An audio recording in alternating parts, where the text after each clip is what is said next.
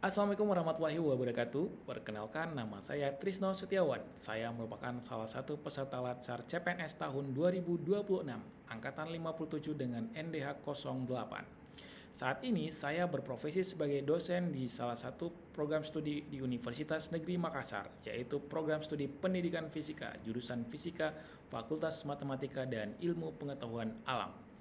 Nah, pada kesempatan ini saya ingin mengajak kita semua untuk menerapkan core values ASN, yaitu berakhlak. Sebagaimana kita ketahui bahwa berakhlak itu merupakan singkatan dari berorientasi pada pelayanan, akuntabel, kompeten, harmonis, loyal, adaptif, dan kolaboratif. Nilai yang pertama yaitu berorientasi pada pelayanan. Nah, kita sebagai ASN sudah seharusnya memberikan pelayanan terbaik kepada masyarakat, tidak membedakan masyarakat dari kalangan bawah maupun kalangan atas. Nah, sebagai dosen, saya berusaha memberikan pelayanan terbaik kepada mahasiswa, terutama dalam bimbingan skripsi. Saya akan mengajarkan mereka mulai dari membimbing skripsi dari nol hingga mereka mengikuti ujian akhir. Itu merupakan salah satu contoh pelayanan sebagai seorang dosen. Anda sebagai profesi apapun itu bisa melakukannya hal yang sama sesuai dengan profesi masing-masing. Nilai yang kedua yaitu akuntabel. Kita sebagai ASN sudah seharusnya bertanggung jawab atas hasil kerja yang kita lakukan.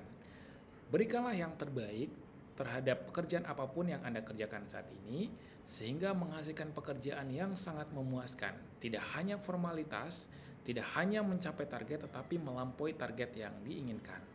Itulah bentuk nyata pengabdian kita sebagai seorang ASN. Nilai yang ketiga yaitu kompeten. Sebagaimana kita rasakan saat ini bahwa dunia terus berubah, maka sebagai seorang ASN kita harus terus mampu mengembangkan diri. Apalagi saya sebagai seorang dosen yang mengajarkan ilmu pengetahuan kepada mahasiswa. Saya berupaya untuk mengikuti pelatihan-pelatihan atau webinar-webinar yang menunjang kemampuan saya. Misalnya pelatihan tentang artificial intelligence, pelatihan tentang bagaimana cara mengajar yang baik. Nah, itu akan saya terapkan kepada mahasiswa sehingga harapannya mahasiswa saya bisa menerima ilmu dan pengetahuan yang terupdate. Nilai yang keempat yaitu harmonis. Kita bekerja di lingkungan yang heterogen. Ada banyak orang yang berbeda pendapat, yang berbeda cara pandang, berbeda sikap dalam menyikapi suatu hal. Nah, itu merupakan suatu hal yang wajar. Sudah seharusnya kita bisa saling menjaga kerukunan antara teman kerja. Karena dengan kerukunan, saling kerjasama, maka kita akan bisa memberikan kemampuan terbaik di profesi masing-masing. Nilai yang kelima yaitu loyal. Sebagai seorang ASN, sudah sepantasnya kita loyal pada negara. Tempatkan kepentingan negara di atas kepentingan pribadi. Jagalah nama baik tempat di mana kita kerja. Nilai yang keenam yaitu adaptif.